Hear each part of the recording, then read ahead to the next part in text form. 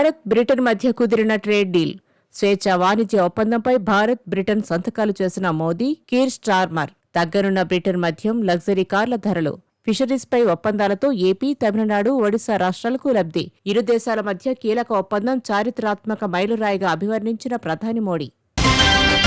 విపక్షాల నిరసనలతో స్తంభించిన పార్లమెంట్ సమావేశాలు. ఆపరేషన్ సింధూర్ బీహార్లో ఓటర్ల సవరణపై చర్చకు విపక్షాల డిమాండ్.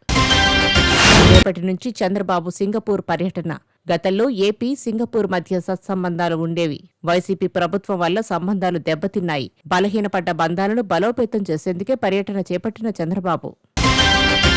ఢిల్లీ ఏఐసీసీ కార్యాలయంలో కాంగ్రెస్ ఎంపీలు, నేతలకు CM Revanth Reddy power point presentation. స్వాతంత్ర్యం వచ్చిన తర్వాత దేశంలో ఇప్పటి వరకు కులగణన జరగలేదు.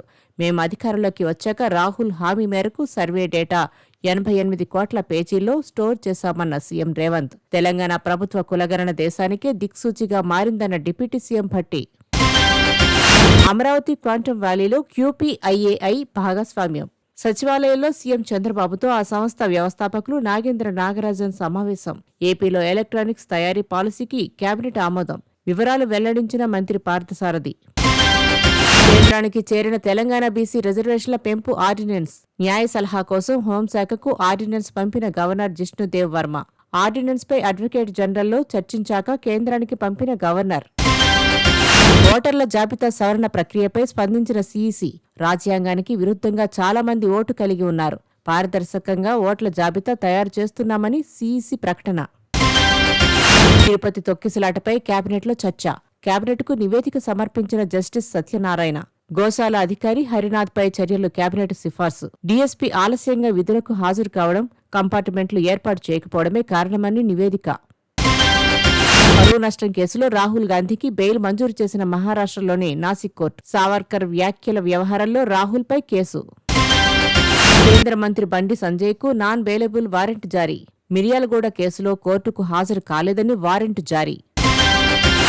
ఘనంగా కేటీఆర్ జన్మదిన వేడుకలు. తెలంగాణ భవన్లో కేక్ కట్ చేసి సంబరాలు జరుపుకున్న నేతలు. సేవా కార్యక్రమాలు నిర్వహించిన అభిమానులకు ధన్యవాదాలు తెలిపిన కేటీఆర్. ఏపీలో ఓటర్ జాబితా సవరణకు ఎన్నికల సంఘం కసరత్తు. స్పెషల్ ఇన్వెస్టివ్ రివిజన్ విధానంలో ఓటర్ల జాబితా సవరణపై రాజకీయ పార్టీ నేతలతో సీఈఓ సమావేశం. అభిప్రాయాలు వెల్లడించిన పార్టీలు. సిపిఎం నేత తమ్మినేని వీరభద్రం కీలక వ్యాఖ్యలు. బీహార్లో ఆర్ఎస్ఎస్ సిద్ధాంతాల అమలుకు బీజేపీ యత్నిస్తోంది. గతంలో పౌరసత్వ చట్టం మార్పు పేరుతో మైనార్టీలను దేశం నుంచి వెళ్లగొట్టాలని చూశారు. ఇప్పుడు ఓటర్ల జాబితా ప్రక్షాళన పేరుతో మరో కుట్ర చేస్తున్నారన్న వీరభద్రం. మద్యం కుంభకోణం కేసులో సిట్ విచారణకు హాజరైన శ్రవణ్ రావు. నిందితులకు దుబాయ్లోని తన ప్లాట్లో ఆశ్రయం కల్పించారని అభియోగాలు. హైదరాబాద్ కల్తీ కల్లు ఘటనలో మరో యువకుడు మృతి. 13కు చేరిన మృతుల సంఖ్య. కూకట్పల్లి సాయి చరణ్ కాలనీలో కల్లు తాగిన విజయ్ కుమార్. నిమ్స్లో చికిత్స ఫలించక మృతి. బీపీ, షుగర్, క్యాన్సర్ జబ్బులపై ఏపీలో మహిళలందరికీ స్క్రీనింగ్ పరీక్షలు. 4.1 కోట్ల మందిలో ఇప్పటికే 3 కోట్ల మందికి పరీక్షలు పూర్తి చేశామన్న మంత్రి సత్యకుమార్ యాదవ్.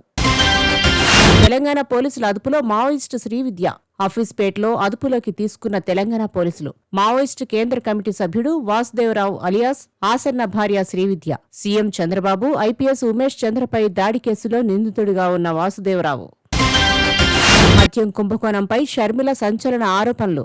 వైసీపీ హయాంలో జరిగిన మద్యం కుంభకోణం వెనుక కుట్రలను పూర్తిగా వెలికి తీయాలి. పన్నులు ఎగ్గొట్టాలనే నగదుతో అమ్మకాలు చేశారు. చీప్ లిక్కర్ను ప్రోత్సహించడం వల్ల 5 ఏళ్లలో 30 లక్షల మంది కిడ్నీ సమస్యలు, దాదాపు 30,000 మందికి పైగా చనిపోయారన్న షర్మిల.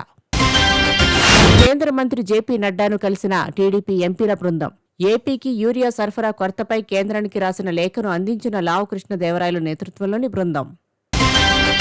హైదరాబాద్ హెచ్ఐసిసిలో ఇన్వెస్టిబియా గ్లోబల్ సదస్సు. 2047 నాటికి రాష్ట్ర ఆర్థిక వ్యవస్థను $3 ట్రిలియన్ చేర్చడమే లక్ష్యమన్న మంత్రి శ్రీధర్ బాబు. గాజువాకలో టీడీపీ అధ్యక్షుడు పల్లా శ్రీనివాస్ భవనం అక్రమ కూల్చివేతపై మున్సిపల్ శాఖ చర్యలు. అప్పటి TPS Varaprasad suspension. TPO Vinay Prasad, city planner Vidyullatha Prabhakar, zonal commissioner శ్రీధర్కు షోకాజ్ నోటీసులు. విజయవాడ, విశాఖ మెట్రో రైళ్లకు రేపు టెండర్లు పిలవనున్న ప్రభుత్వం. విశాఖ మెట్రోకు వీఎంఆర్డీఏ నుంచి, విజయవాడ మెట్రోకు సీఆర్డీఏ నుంచి నిధులు ఇవ్వాలని నిర్ణయం. బెంగళూరు ఐపీఎల్ తొక్కిసలాట ఘటనలో జస్టిస్ జాన్ మైకేల్ కమిటీ నివేదికకు మంత్రివర్గ ఆమోదం. ఆర్టీబీ జట్టుతో పాటు కేఎస్సీఏ సహా event management company, DSA Bengaluru పోలీసులపై చర్యలకు లైన్ క్లియర్. అహ్మదాబాద్ విమాన ప్రమాదం తర్వాత 112 మంది పైలట్ల సిక్ లీవ్. పార్లమెంటులో కేంద్రం వెల్లడి. థాయిలాండ్, కాంబోడియా మధ్య యుద్ధం. F-16 యుద్ధ విమానాలు, క్షిపణులతో పరస్పరం దాడులు. 2 దేశాల మధ్య ముదిరిన సరిహద్దు వివాదం. ఇరువైపులా దాదాపు 30 మంది మృతి.